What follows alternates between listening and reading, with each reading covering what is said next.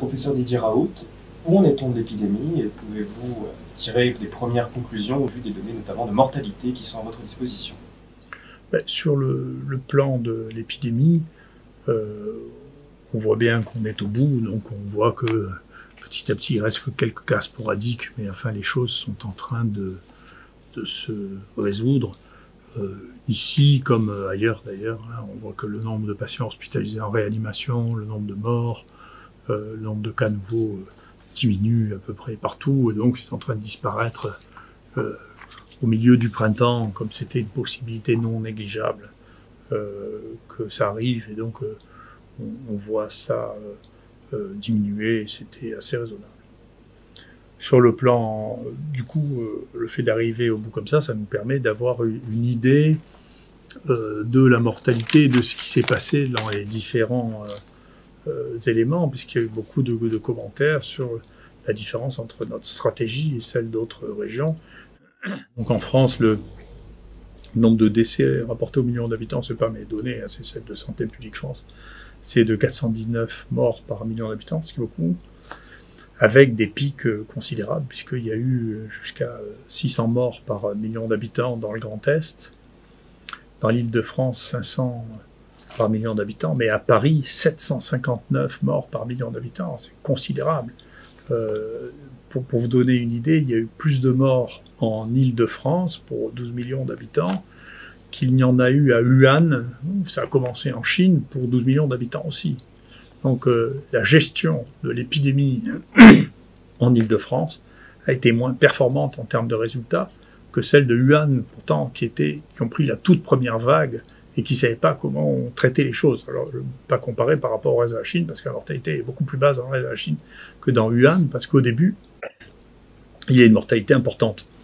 Si on regarde donc à côté de ces 500 de la région Île-de-France ou 600 du Grand Est, dans la région PACA, il y avait 168 morts par million d'habitants.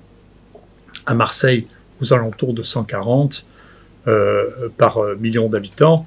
Et puis je vais vous montrer les données plus spécifiques de celles que l'on a eues ici,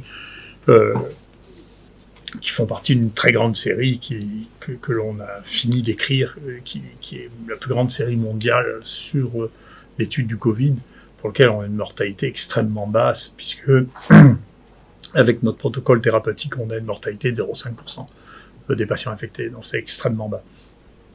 Ce qui est intéressant, c'est qu'on aura tout entendu sur notre protocole, qu'on donnait du poison avec l'hydroxychloroquine, qu'on traitait que des gens qui auraient guéri spontanément, que c'était intéressant en particulier de regarder en termes de classe d'âge.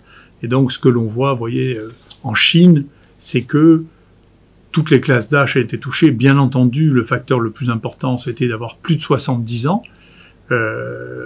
mais toutes les classes d'âge ont été touchées, et donc la moitié des gens qui ont été touchés avaient moins de 70 ans. Et il y avait y compris des gens qui avaient 20 ans. On a retrouvé la même chose en Italie au début.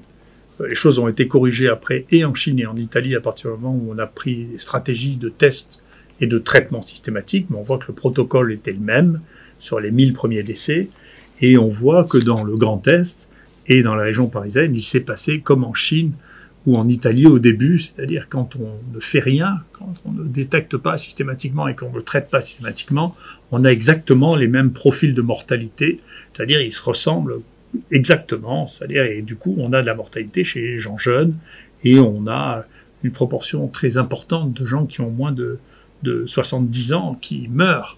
Nous, dans notre travail qui vient d'être fini, vous voyez, dans la série des gens qui ont été traités dans l'IHU, avec notre traitement ou sans notre traitement, vous voyez qu'il n'y a pas de mort en dessous de 60 ans, il y en a 2 de moins de 70 ans, et puis si on regarde la nôtre de cohorte traitée par hydroxychloroquine plus azithromycine, eh bien il y a 1 mort de moins de 70 ans en tout, qui avait 61 ans. Et donc ça c'est vraiment une preuve matérielle du fait que bien sûr, au contraire, on disait qu'on traitait trop de jeunes. Vous voyez qu'on a bien fait de traiter les jeunes parce que les jeunes ne sont pas morts ici. Donc c'est une chose très importante. Hein.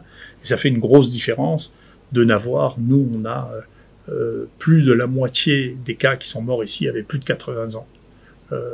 Ce qui est différent des autres situations. Donc il y a vraiment une question qui s'est posée, de la question de la prise en charge le plus tôt possible de tout le monde, y compris des jeunes, qui module, qui entraîne une différence dans la mortalité générale et la différence dans la mortalité par tranche d'âge. Prenons deux grandes villes françaises, par exemple Paris et Marseille. Pouvez-vous comparer les données de mortalité de ces deux villes? Oui, oui, bien sûr, parce que les données sont publiées avec l'adresse du département. Pour Paris, ce qui est facile, c'est la Seine. Et puis pour Marseille, on a des données qu'on a croisées entre l'Agence régionale de la santé, est-ce que nous, on avait des hôpitaux. Et donc la mortalité de Paris est plus de 5 fois supérieure à celle de Marseille. C'est-à-dire que quand il mourait une personne à Marseille, il en mourait un peu plus de 5 à Paris quand même. Donc ça fait quand même une grosse différence. Et on voit que c'est pas parce que les gens étaient plus âgés, puis il y a des jeunes qui sont morts en Île-de-France, que donc il y a une grande différence dans la prise en charge, ce qui doit amener à se poser des questions très sérieuses sur la gestion de l'épidémie dans cette partie de la France. Pensez-vous que les tests sérologiques vont pouvoir avoir un rôle, une utilité dans la lutte contre l'épidémie? Et sinon, à quoi vont-ils servir?